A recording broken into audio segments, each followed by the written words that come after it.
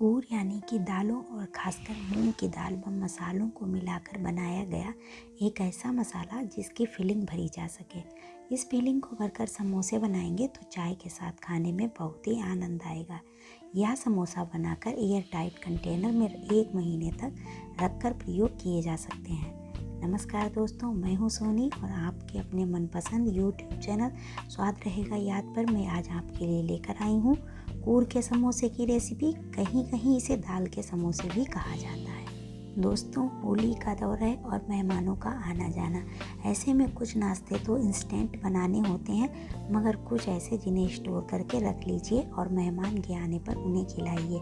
ऐसे नाश्ते बाज़ार में भी मिल जाते हैं, मगर अपने घर पर अपने हाथों से बनाएंगे तो क्वालिटी सही रहेगी और सेहत के लिए भी ठीक रहेंगे। आप तो जानते ही हैं कि आजकल खाने पीने की हर चीज़ में मिलावट है और कई बार तो ब्रांडेड आइटम भी मिलावटी निकल जाते हैं।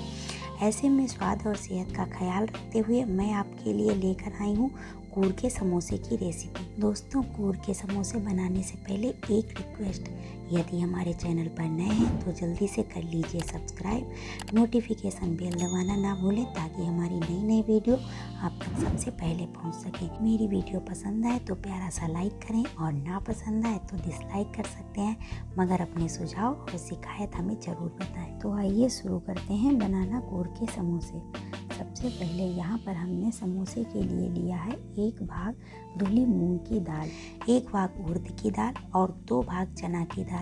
या कुल दालें 1 कप ली हैं। इनको हमने रात भर के लिए भीगने के लिए छोड़ दिया था, जो अब फूल चुकी हैं। अब हम गैस पर पैन रखकर उसमें डालेंगे 1 चम्मच तेल, 1 छोटा चम्मच जीरा, 15-20 काली मिर्च, आधा छोटा चम्मच हींग और स्वादानुसार नमक। अब जीरा के सुनहरा होने पर हम इसमें भिगोई हुई दाल का पानी निचोड़कर इसमें भूनने के लिए डालेंगे। अब दाल को चलाते रहेंगे और भूनते रहेंगे। दोस्तों, इस दाल को भूनने में ही इसकी खुशबू से मुंह में पानी आ रहा है। निश्चित तौर पर आज समोसे धमाकेदार बनने वाले हैं। तो अब हम पैन में धीमी आंच पर दाल को भूनने देते हैं और इधर कर लेते हैं मैदा का डो बनाने की तैयारी। एक प्लेट में मैंने लिया है करीब 1 कप मैदा। इसमें 1 छोटा चम्मच अजवाइन डालेंगे, स्वादानुसार नमक डालेंगे। अब आधा चम्मच हींग डालेंगे। अब इसमें हम डालेंगे 1 चम्मच देसी घी। आप रिफाइंड भी यूज कर सकते हो। अब इसको धीरे धीरे हाथों से चलाते हुए थोड़ा थोड़ा पानी डालकर गूंथ लेंगे। अब डो बनकर तैयार हो गया है। अब हम हथेलियों पर घी लगाकर इसके ऊपर लगाएंगे और 15-20 मिनट के लिए सेट होने के लिए छोड़ देंगे। इधर हमारी दालें भून रही हैं, इन्हें चलाते रहें। अब देखिए दाल भूनकर कुरकुरी हो चुकी है। कुछ देर इनको और चलाते हुए भूनेंगे। ध्यान रहे कि चलाते रहें, नहीं तो दालें जल सकती हैं। जब यह पूरी तरह भुन जाए तो गैस बंद कर इसे ठंडा होने के लिए रख देंगे। दालें ठंडी होने के बाद इन्हें मिक्सी में पीस लेंगे।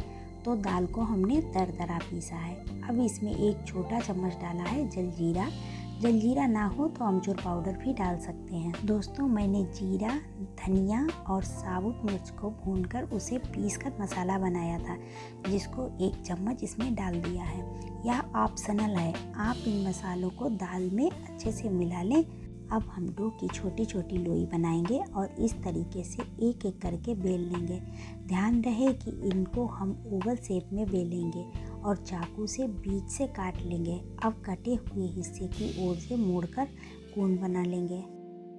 अब इस कोन में दाल का मसाला भरेंगे और कुछ इस तरह से समोसों को ऊपर से बंद कर देंगे। इसी तरह से हम सभी समोसों को तैयार करके तलने के लिए रख लेंगे। आप गैस पर कढ़ाई रखेंगे और तेल को गर्म होने देंगे। तेल गर्म हो जाए तो उसमें सावधानी से एक एक करके समोसे तलने के लिए डालेंगे। मध्यम आंच पर इन्हें चलाते रहें और भूनते रहें। सुनहरे हो जाएं तो समझ लेना कि समोसे भुन चुके हैं। अब इन्हें प्लेट में निकाल लें और लीजिए, अब तैयार है आपके कूर के समोसे। इनको आप तुरंत ही चाय के साथ खा सकते हैं और एयर टाइट कंटेनर में भरकर स्टोर कर सकते हैं। इस तरह से बनाए गए समोसे 1 महीने के लिए स्टोर किए जा सकते हैं। तो दोस्तों, कैसी लगी हमारी यह नई रेसिपी कमेंट करके हमें बताना ना भूलें। हमारे चैनल पर नए हैं तो प्लीज़ सब्सक्राइब करें और बेल आइकन दबाएं ताकि हमारी नई नई रेसिपी की वीडियो सबसे पहले आप तक पहुंच सके। वीडियो को अधिक से अधिक लाइक करें। कोई सुझाव शिकायत हो तो कमेंट करें।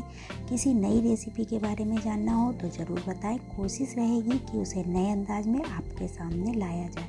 इसी के साथ लेती हूँ आपसे विदा और फिर मिलती हूँ किसी स्वाद और सेहत से भरपूर किसी नई रेसिपी के साथ। तब तक के लिए बाय बाय दोस्तों।